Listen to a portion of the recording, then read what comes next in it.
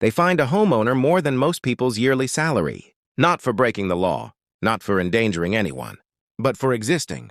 In America, we're told if you buy a home, you own it. But one HOA proved that was a lie. This is the story of the highest HOA fine ever recorded, and how absolute power turned into absolute abuse. It started quietly. A family moved into what they thought was a peaceful neighborhood. Clean streets, quiet nights, the American dream. Then came the first letter. A warning for a violation. Not trash, not noise, not crime. The violation? A structure on their property the HOA claimed was 1 inch out of compliance. The homeowner appealed. They showed permits. They showed city approval. The HOA said, "We don't care." The fines began at $100 a day, then $500 a day, then $1,000. Every single day. No court order, no judge, no jury, just an HOA board. Within months, the fine exploded past $100,000, then $300,000, then over $500,000. The family begged for mediation. The HOA refused. They asked for a hearing. The HOA delayed. Meanwhile, interest and penalties kept stacking.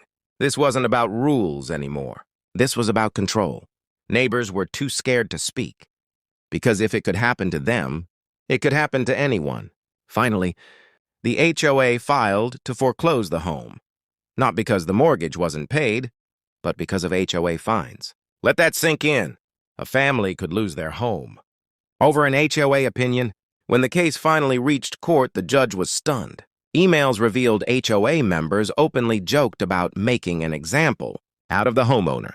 The court ruled the fine grossly excessive, punitive, and abusive. The foreclosure was stopped. But the damage? Years of stress. Legal fees? A family nearly destroyed.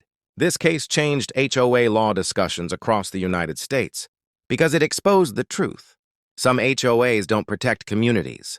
They rule them. So if you live under an HOA, remember this story.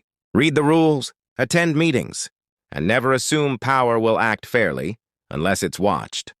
Because the highest HOA fine in history wasn't about a rule. It was about power.